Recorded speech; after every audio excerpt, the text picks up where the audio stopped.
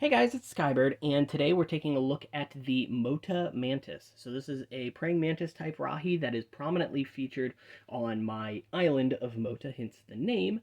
And so because of that, yeah, it's just I'm gonna try and make it play an important role in my discovery process, so to speak. But anyway, in terms of the actual functionality of this set and height and functions and things like that, it's at the height of the antennas, roughly the same size as the Exotoa.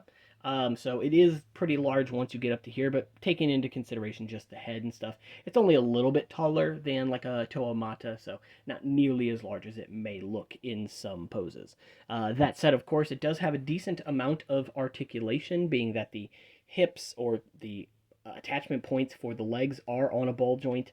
Also, the arms are double ball jointed, which is a little bit of an interesting concept, but I'll go ahead and show the function first. It's just a directly driven function. You just push on this lift arm here, basically anywhere on the lift arm, and you get this grabbing or piercing type function. I'm not sure exactly what that's called when a praying mantis does it, but it's basically a grabbing like function.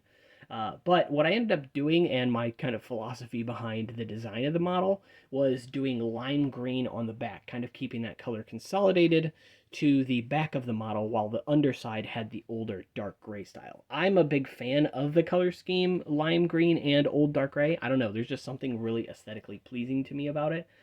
And so here it really just makes sense. I think the Huno would probably make a little bit more sense on the bottom here, but overall, in terms of the build, it's really well done. So the arms can be moved inward. So they're actually on a double ball joint. There's one on the bottom and top, which allows you to pivot the arm inward toward the body or away from the body. And then the arms are also connected in tandem to a ball joint at the shoulders. So when I move one arm up or down, the other arm goes with it, which I think is pretty cool.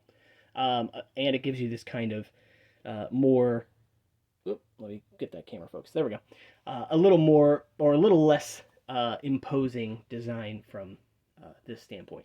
So I really like the way that it ends up looking when it's just kind of in this more peaceful pose here. But of course, the head actually has a ball joint on it as well, so you can move the neck around, and it's just this ball joint on the neck here, so you can make it look wherever you want it to. But the ball joint in the front of the head actually plays a bit of a role in that as well, because you'll see that it interacts with the pinchers and the head here and allows the head to kind of lean, which I think gives it a really, just an extra added bit of personality to it and charm. So it's a really neat looking model overall. Quite large compared to some of my other Rahi builds. And yeah, oh, and I guess the last thing I'll go ahead and show off before I go ahead and exit the video is that the wings, or elytra, whatever you want to call them, can also be opened up for that added bit of intimidation, I guess. Or maybe you can just kind of pretend it's flying around, sweep the legs back, and now it can just kind of take off. So yeah, it's a pretty interesting and engaging build. It's not as complex as it looks, but there are some interesting techniques going on in here. Most notably that the body is built around a curved or an angled lift arm. So that's a little bit interesting. My old design for this set, because this is basically my second iteration on it, actually ended where these wings are at here. So this added bit of length with the flex axles is more than welcome, and I think just gives it a bit of a more complete and solidified kind of look to it, and just feels right without adding a ton of pieces. But it also allows, those wings to kind of open while leaving that green on the body as well. So just, I don't know, everything looks really, really nice with it. The purple eyes, I think, are a really good fit because I was struggling to find a color I liked.